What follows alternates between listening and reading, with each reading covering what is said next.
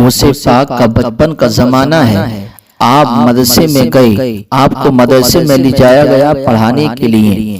آپ جیسے ہی مدرسے میں پہنچتے ہیں، استاذ نے کہا بیٹا پڑھو اعوذ باللہ من الشیطان الرجیم بسم اللہ الرحمن الرحیم۔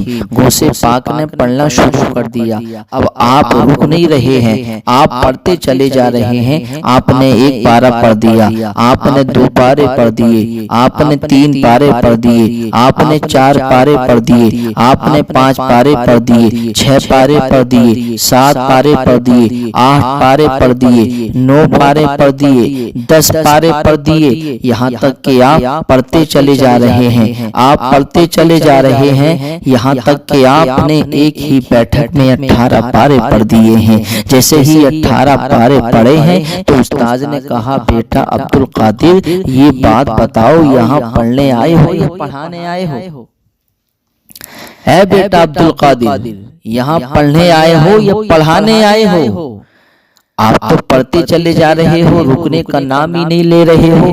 ابھی پہلی مرتبہ مدرسے میں آئے ہو، آج تمہاری بسم اللہ خوانی ہے، آج پہلی مرتبہ مدرسے میں قدم رکھا ہے، لیکن یہ بیٹا بتاؤ تو صحیح کہ تم نے یہ 18 پارے کہاں یاد کیے ہیں؟ تو میرے پیارے مسلمانوں دیکھو غوث پاک کی شان دیکھو، اور غوث پاک کی والدہ کی عظمت بھی دیکھو۔ غوث پاک کی والدہ بھی کیسی اللہ والی تھی، اور غوث پاک پیدائشی اللہ کے ولی۔ غوث پاک کہتے ہیں میرے استاذ گرامی سنیے، یہ میں نے 18 پارے دنیا کے مدرسے میں نہیں پڑھے ہیں، کسی استاذ سے نہیں پڑھے ہیں، دنیا کے کسی مدرسے میں نہیں پڑھنے گیا ہوں ابھی تک، پہلی مرتبہ پڑھنے کے لیے آیا ہوں۔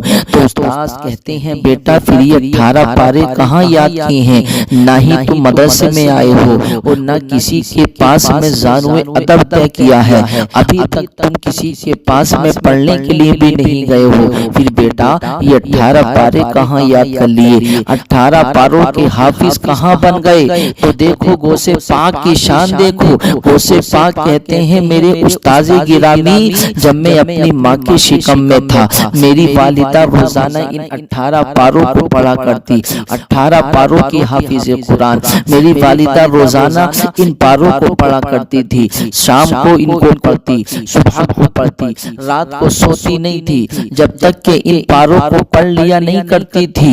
یہ میری والدہ کی بھی کرامت ہے۔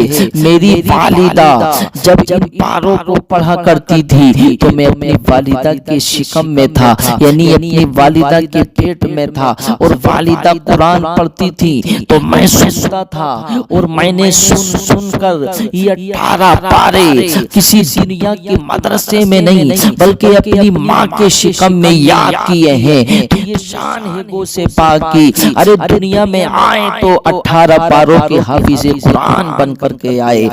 جو دنیا میں 18 پاروں کا حافظ قرآن بن کر کے آئے تو اس کی شان کیا ہوگی، اس کی عظمت کیا ہوگی۔ اس لیے تو غوث پاک کے بارے میں فرمایا جاتا ہے کہ غوث پاک پیدائشی اللہ کے ولی۔ ارے جب اپنی ماں کے شکم میں تھے تب بھی اللہ کے ولی، جب دنیا میں آئے تو اللہ کے ولی بن کر کے آئے۔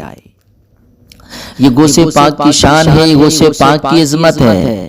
غوث پاک رضی اللہ تعالیٰ عنہ کی شان دیکھیے۔ ایک مرتبہ ایک بوڑھی خاتون غوث پاک کی بارگاہ میں آئی، اپنے بیٹے کو لے کر کے آئی اور کہتی ہے اے غوث پاک میں نے آپ کا بہت نام سنا ہے، اور آپ واقعی میں لوگوں کی زندگی سنوارتے ہیں، آپ لوگوں کی دستگیری فرماتے ہیں۔ اے غوث پاک میری یہ چاہت ہے، یہ میرا بیٹا ہے، میں یہ چاہتی ہوں میرا بیٹا آپ کی صحبت میں رہے، آپ کے پاس میں رہے تو یہ نیک بن جائے، یہ متقی بن جائے، یہ پرہیزگار بن جائے۔ اے غوث پاک میں اس کو آپ کے پاس چھوڑنا چاہتی ہوں، آپ اس کو اپنے پاس میں رکھ لیجئے، یہ آپ کی خدمت بھی کرے گا اور آپ کی ضروریات کو بھی پورا کرے گا۔ جو آپ کی ضروریات ہے یعنی آپ کے کام کاج میں ہاتھ بٹائے گا، آپ کی خدمت کرے گا اور ہمہ وقت آپ کے پاس میں رہے گا، اور یہ یہ آپ کے پاس میں رہنے کے بعد یہ اچھی صحبت اختیار کرنے کے بعد یہ اچھی تربیت حاصل کرے گا، یہ نیک بن جائے گا، یہ متقی پرہیزگار بن جائے گا۔ غوث پاک نے کہا ٹھیک ہے اس کو ہمارے پاس چھوڑ جائیے۔ میرے پیارے مسلمانوں، وہ خاتون اپنے بیٹے کو غوث پاک کی بارگاہ میں چھوڑ کر کے چلی گئی۔ اب چند دنوں کے بعد خیال آیا چلو دیکھتی ہوں بیٹے کو جا کر کے بیٹے کا حال کیسا ہے، بیٹا کیسا ہے۔ تو میرے پیارے مسلمانوں آنے کے بعد میں کیا دیکھتی ہے کہ اس کا لڑکا سوکھی روٹی کھا رہا ہے اور سوکھ گیا ہے، کمزور ہو گیا ہے، سوکھی روٹیاں کھا رہا ہے۔ اور وہ غوث پاک کو دیکھتی ہے کہ غوث پاک مرغا کھا رہے ہیں، سبحان اللہ، غوث پاک مرغا کھا رہے ہیں، غوث پاک اچھی غذا کھا رہے ہیں۔ تو وہ خاتون کہتی ہے اے عبد القادر جیلانی، اے غوث پاک یہ کیا بات ہے، میں نے آپ کے پاس میں اپنے بیٹے کو چھوڑا تھا اور میرا بیٹا سوکھی روٹیاں کھا رہا ہے، کمزور ہو گیا ہے، آپ اسے کھانا تک نہیں دیتے ہو اور آپ تو مرغے مسلم کھا رہے ہو۔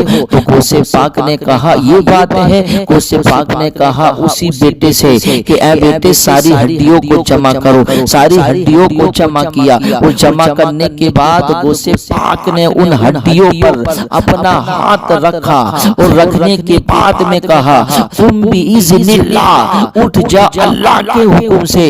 اتنا کہنا تھا تو وہی مرغا غوث پاک کے کہنے سے اللہ کے نام سے اٹھ کے کھڑا ہو جاتا ہے۔ اور غوث پاک نے پھر ارشاد فرمایا اے خاتون ابھی تمہارا بیٹا اس مقام تک نہیں پہنچا ہے، ابھی تمہارا بیٹا امتحان گاہ میں ہے، تمہارا بیٹا امتحان میں پورا ہو گیا تو تمہارا بیٹا اس مقام تک پہنچنے کے بعد پھر اسی طریقے سے مرغ مسلم بھی کھائے گا۔